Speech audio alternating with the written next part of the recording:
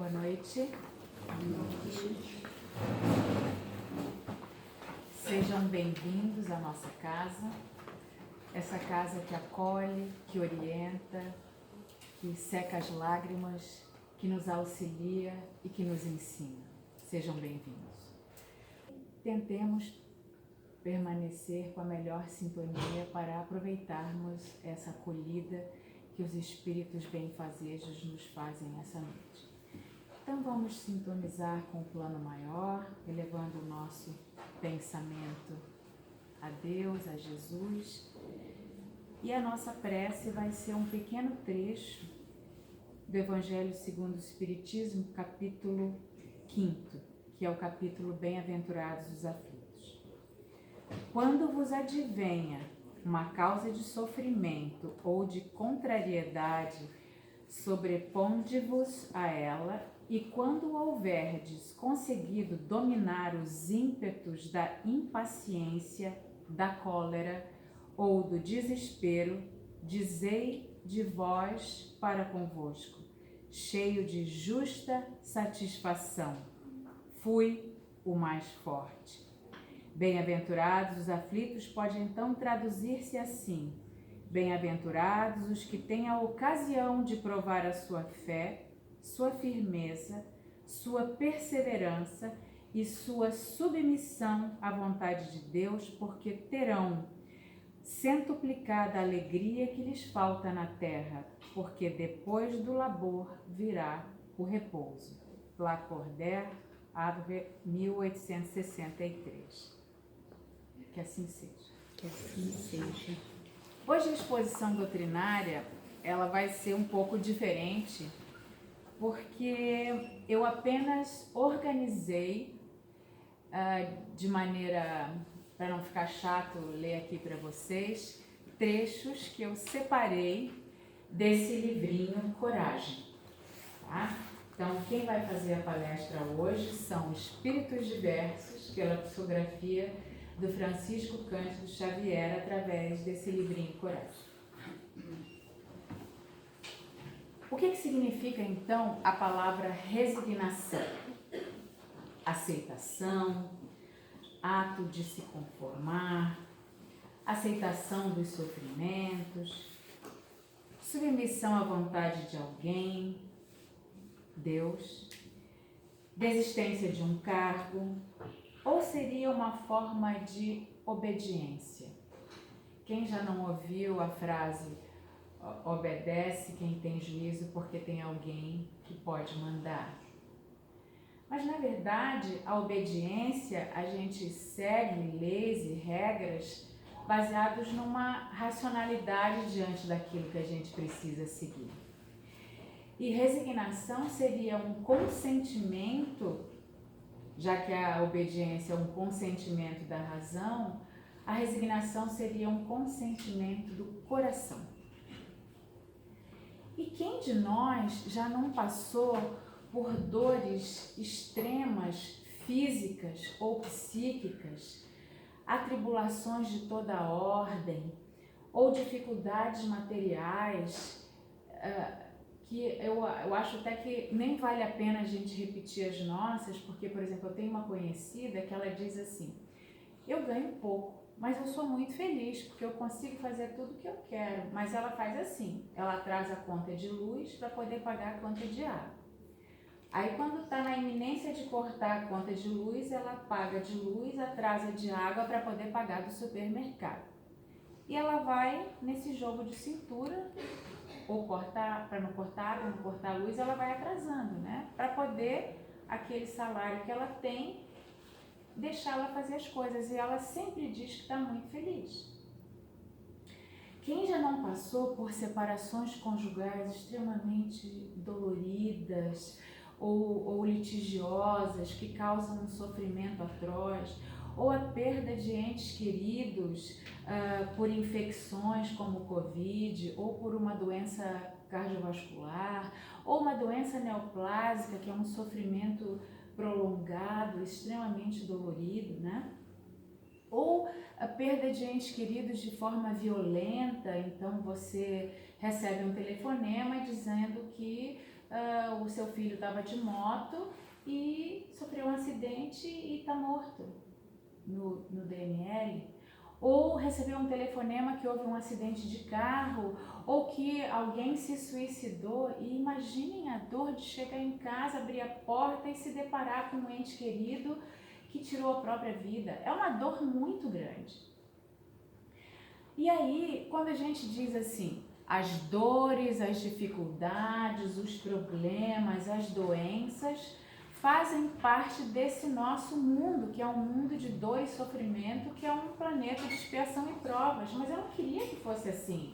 Eu queria felicidade, eu queria que tudo desse certo. Por que a gente tem que passar por isso?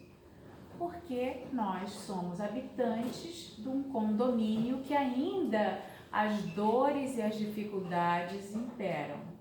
E que, de acordo com a nossa evolução moral, de acordo com o nosso progredir, essas dores vão paulatinamente diminuindo, até nós com a nossa evolução, sermos capazes de mudar a característica do nosso planeta para um planeta de regeneração. E como é que a gente vai vencer todas essas dificuldades para transformar o nosso planeta? Sem revolta, com resignação. E aí a palavra de ordem é sem revolta e sem revolta. A gente tem um comunicador, um palestrante espírita, que a técnica dele para que a gente grave aquilo que ele está falando, ele repete várias vezes. Então, o que a gente precisa fazer para a gente evoluir diante desses sofrimentos? Não ter revolta e não ter revolta. E quando a gente entender, então, que as nossas dificuldades, todas elas, têm a ver com as nossas dificuldades no agora, então, se eu estiver muito bravo, muito enraivecido, eu vou lá e dou um chute na parede. A gente vê nos filmes, nas novelas, todo mundo quando tá com raiva quebra tudo, né? E aí eu vou ter a certeza de que a causa da minha dor no meu dedo e da minha unha machucada foi pela minha insensatez de chutar a parede. Eu tenho uma correlação de causa e efeito. Mas algumas dores e algumas aflições na nossa vida, elas estão lá nas nossas vidas passadas. Então, pelo véu do esquecimento do passado, a gente não faz uma correlação por que a gente sofre.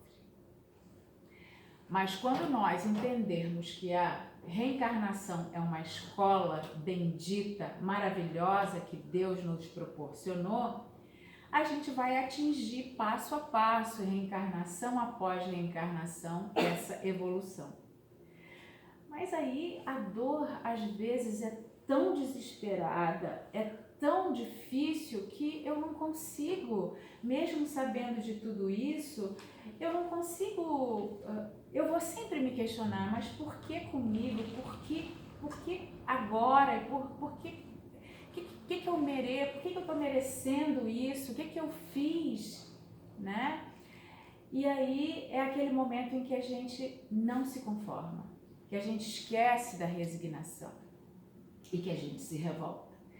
E aí o que a gente tem que fazer para tentar minimizar essa dor que parece infinda, que não tem nada que a aplaque, que sufoque? A gente vai fazer o Evangelho no Lar. E o Evangelho no Lar, ele é tão sublime, tão perfeito, porque os Espíritos nos visitam, esses benfeitores vão à nossa casa secar as nossas lágrimas, nos abraçar, nos consolar e vão fazer a gente entender melhor as leituras que a gente lê. E aí é que entra o livro Coragem. Então, eu faço o Evangelho no Lar, lá na nossa casa, nós fazemos, né? Com vários livrinhos. E lá em casa apareceu o livrinho Coragem, que eu não sei se eu comprei, não me lembro, não sei se a gente ganhou em algum sorteio da casa, eu não me lembro. E aí a gente leu o Evangelho, leu Fonte Viva, leu um trechinho de vários livros, cada um da nossa casa leu um trechinho. Esses trechinhos se combinam de uma forma perfeita. E aí eu comecei quando eu li o Coragem, que lá em casa cada um tem o seu livro para ler, e o meu de ler é o Coragem. Aí eu comecei a marcar, nossa, isso aqui é para mim, e comecei a marcar as páginas. Quando eu olhei, o livro quase tem mais páginas marcadas do que páginas não marcadas. E aí eu resolvi encomendar um livro grande, porque eu queria estudar, eu queria ter ele mais palpável do que as letras pequenininhas. E aí esse livrinho nos fala da esperança nesses momentos de dor.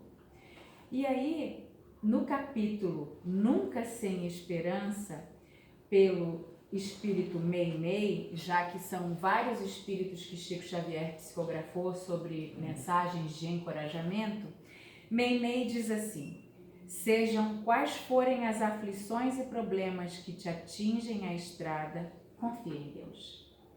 Amando e construindo, perdoando e amparando sempre, porque Deus, acima de todas as calamidades e de todas as lágrimas, te fará sobreviver, abençoando-te a vida e sustentando-te o coração. Então, quando a gente lê isso, que Deus está nos amparando, a gente parece que a gente está flutuando e alguém está carregando a gente naquele momento de dor. Então Deus tudo provê, Deus tudo nos dá, inclusive as oportunidades de crescimento através da dor, porque Ele sabe que não é um castigo, Ele sabe que aquilo que a gente está vivendo tem uma causa. E aquele efeito vai me fazer não repetir os equívocos anteriores, né?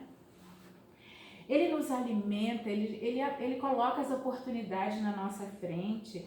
A gente vai entender que a nossa pequenez é muito, mas muito, muito ínfima diante da sua magnitude, da sua sabedoria, da sua justiça. Então, quando a gente pensa, mas como é que pode que Deus permitiu que uma criança seja arrastada, sequestrada ou violentada fisicamente? Só que a gente não sabe se essa pessoa não foi um Calígula da vida, se não foi um estuprador no passado. Não é um castigo, é um mecanismo de crescimento e aprendizado, não é vingança.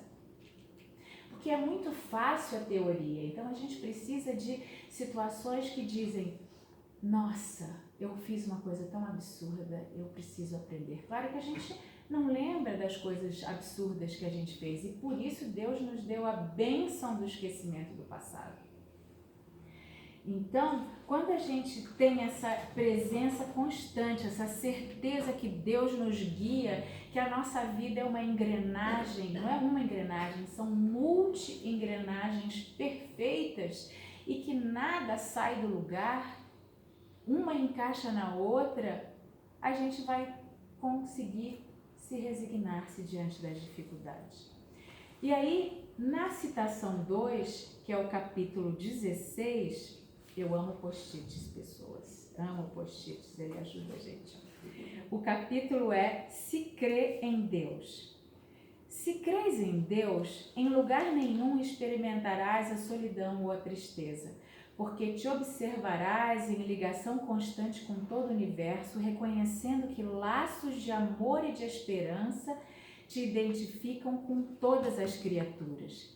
Se crês em Deus, nunca te perderás no labirinto da revolta ou da desesperação, ante golpes e injúrias que te projetem na estrada, porquanto interpretarás ofensores e delinquentes na condição de infelizes, muito mais necessitados de bondade e proteção que de fel e censura.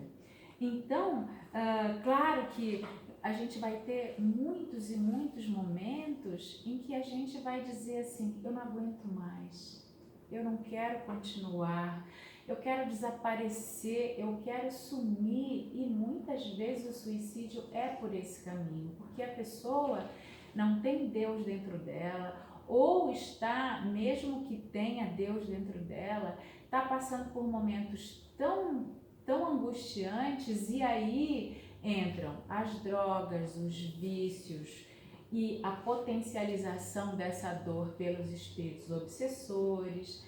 E aí as pessoas tomam esse caminho. E do outro lado vão se arrepender e ver que a dor não se extinguiu, só aumentou. Por quê?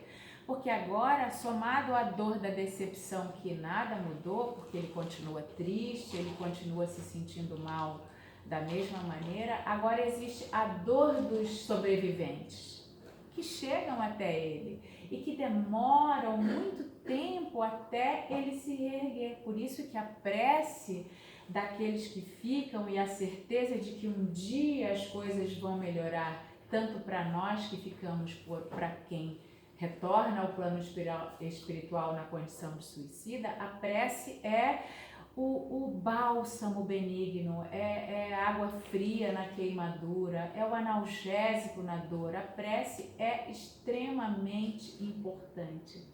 E a gente mitiga, a gente não utiliza a prece como um recurso de aumentar a nossa esperança, aumentar a nossa coragem, para aumentar a nossa conexão e sintonia com os nossos anjos protetores, que são enviados do Criador para nos bem intuir, para nos orientar.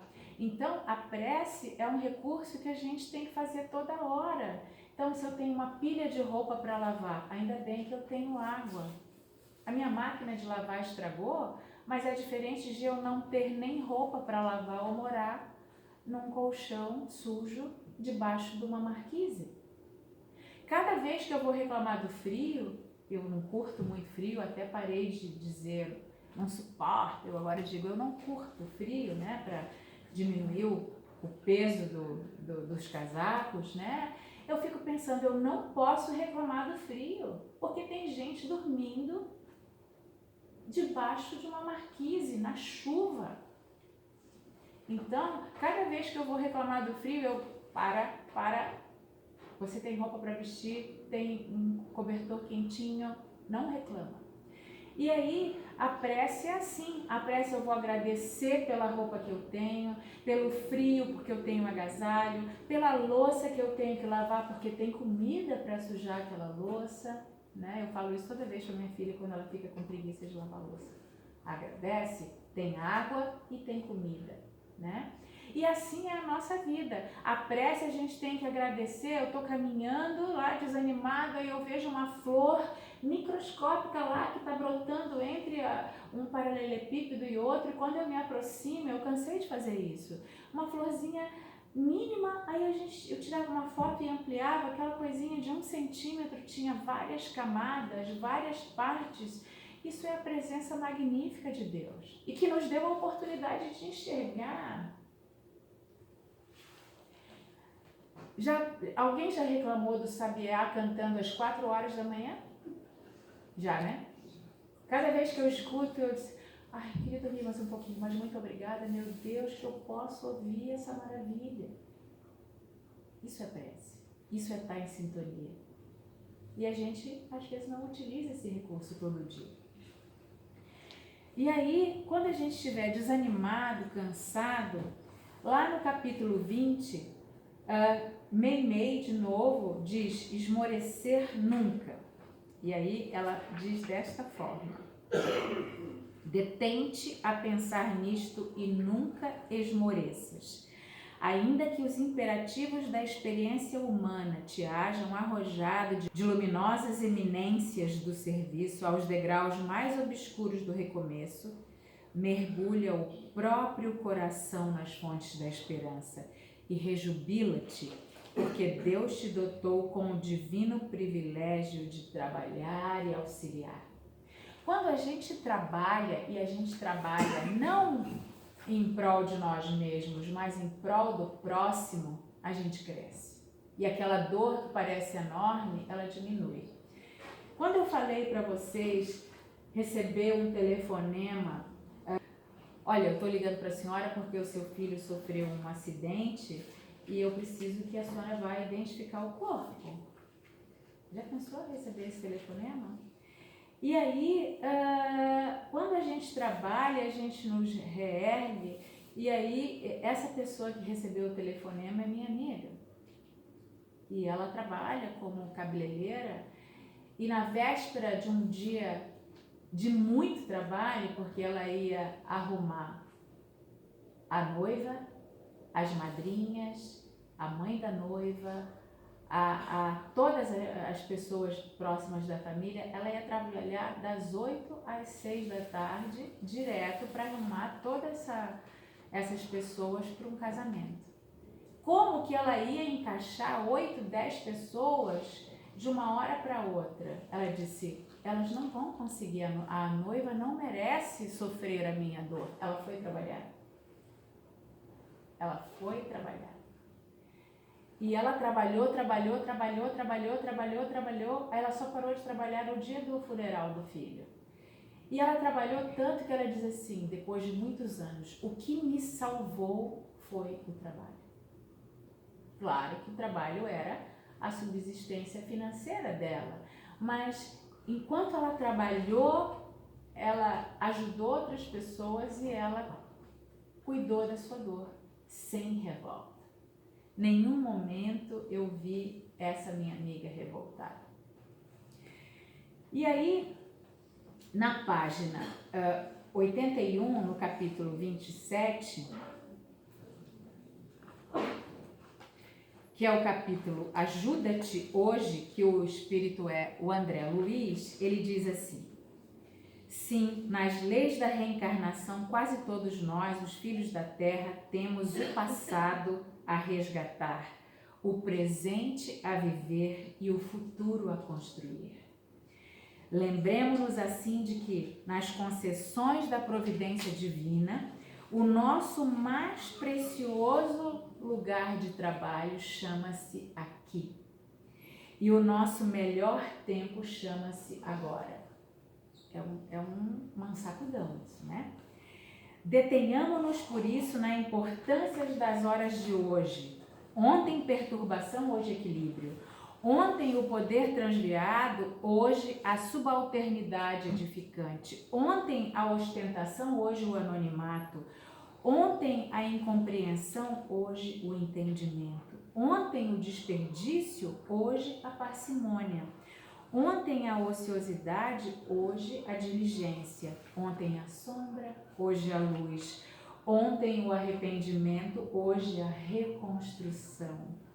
Ontem a violência, hoje a harmonia. Ontem o ódio, hoje o amor. Diz-nos a sabedoria de todos os tempos, ajuda-te que o céu te ajudará. Afirmativa sublime que nos permitimos parafrasear acentuando, ajuda-te hoje que o céu te ajudará sempre. Outro sacudão, né, gente? E aí, pra gente quase finalizar, lembremos-nos sempre que a encarnação é a nossa oportunidade bendita de crescermos, de melhorarmos, de usarmos da melhor forma possível o nosso livre-arbítrio, a nossa reforma íntima.